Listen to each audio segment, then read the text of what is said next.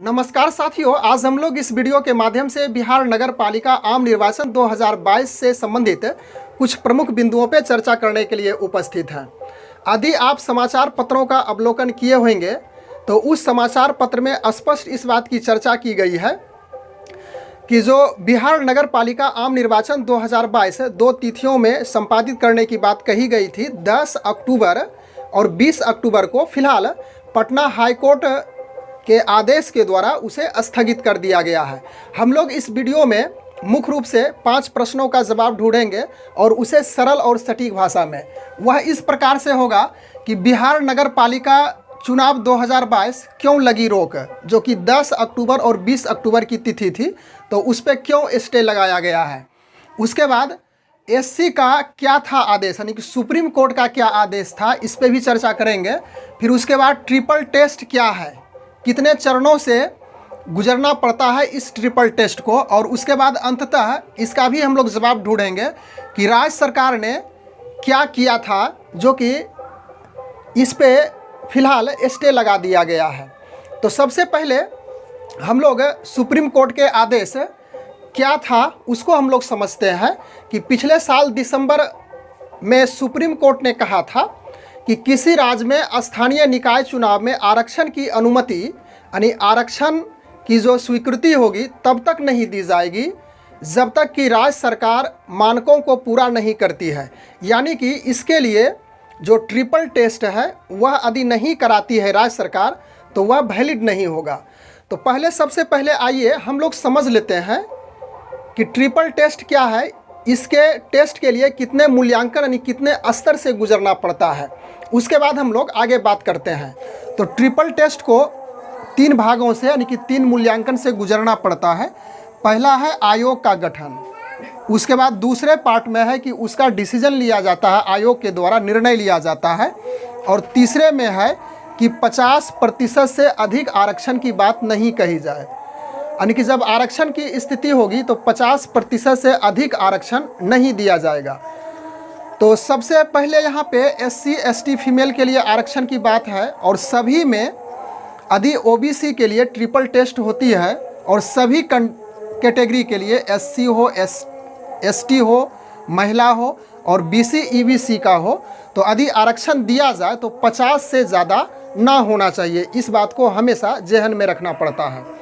तो हम लोग समझते हैं कि ट्रिपल टेस्ट किस प्रकार से इसे डिटेल करने का प्रयास करते हैं।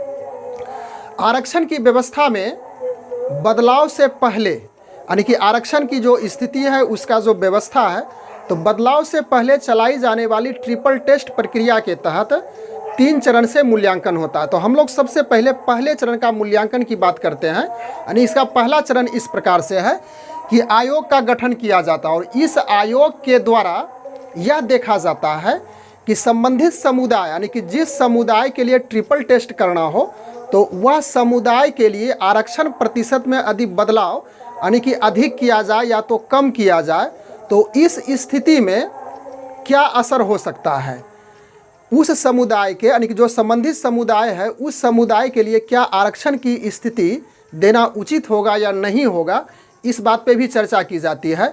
और यदि उसे आरक्षण दिया जाता है, बदलाव किया जाता है, कम किया जाता है या तो फिर अधिक किया जाता है, तो दूसरे समुदाय में यानी कि दूसरे श्रेणी में, दूसरे कैटेगरी में उसका क्या इफ़ेक्ट पड़ सकता है। उसके बाद हम लोग दूसरे चरण ट्रिपल टेस्ट के अंतर्गत जो दूसरा चरण है निर्णय, डिसीजन, इस पे चर्चा करते हैं। तो उसका यह इस प्रकार से हम लोग समझ सकते हैं कि आयोग द्वारा अलग अलग स्थानीय निकायों के लिए अलग अलग श्रेणी यानी कि अलग अलग कैटेगरी के लिए जो आरक्षण दिया जाता है, आरक्षण प्रतिशत दिया जाता है, तो सही तरीके से बंटवारा किया जाता है। यानी कि सभी कैटेगरी में, चाहे वह एससी हो, एसटी हो, या तो महिला हो, या तो बीसी हो या ईबीसी हो, यानी कि जो आरक्षण श्रेणी के अंतर्गत आते हैं, जो रिजर्वेशन श्रेणी के अंतर्गत आते हैं, सभी में सही रूप से बंटवारा किया जाता है। और उस बंटवारा को देखा जाता है कि 50% से तो ज़्यादा नहीं हो रहा है। उसके बाद हम लोग तीसरे चरण में, ट्रिपल टेस्ट के तीसरे चरण में आ चुके हैं, वह है 50% से आरक्षण की स्थिति नहीं होनी चाहिए। तो आरक्षण प्रतिशत में बदलाव इस तरह से किया जाता है, चाहे अधिक हो या तो कम हो, इसकी बार बार मैं चर्चा कर रहा हूँ कि सभी श्रेणियों में, सभी कैटेगरी में कुल आरक्षण की अधिकतम सीमा 50% से अधिक ना हो, इस बात को हमेशा जेहन में रखा जाता है। नगर पालिका आम निर्वाचन में बिना ट्रिपल टेस्ट के पिछड़ा वर्ग के लोगों को आरक्षण दिया गया था और इस पे चुनौती की गई थी। 28 और 29 सितंबर को इससे रिलेटेड कोर्ट का फैसला नहीं आया, लेकिन पत्र लिखकर कहा गया था कि फैसला आने पर इसमें जो शामिल प्रत्याशी है वह प्रभावी होगा, यानी कि उस पर इफेक्ट पड़ेगा।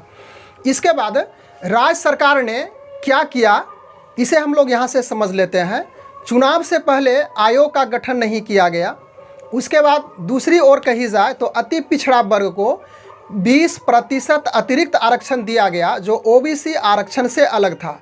इसके बाद देखा गया कि SC ST महिला, अति पिछड़ा वर्ग सभी को मिलाकर के देखा गया तो आरक्षण की जो लिमिटेशन थी, जो सीमा थी 50%, उससे अधिक हो गई। यह समाचार पत्रों के माध्यम से जानकारी थी। यदि आप विशेष रूप से इसके बारे में जानकारी प्राप्त करना चाहते हो तो निश्चित रूप से समाचार पत्र का अवलोकन करेंगे। बस आज के वीडियो में हम लोग इतनी ही चर्चा करने के लिए उपस्थित थे। Thanks for watching. Good bye.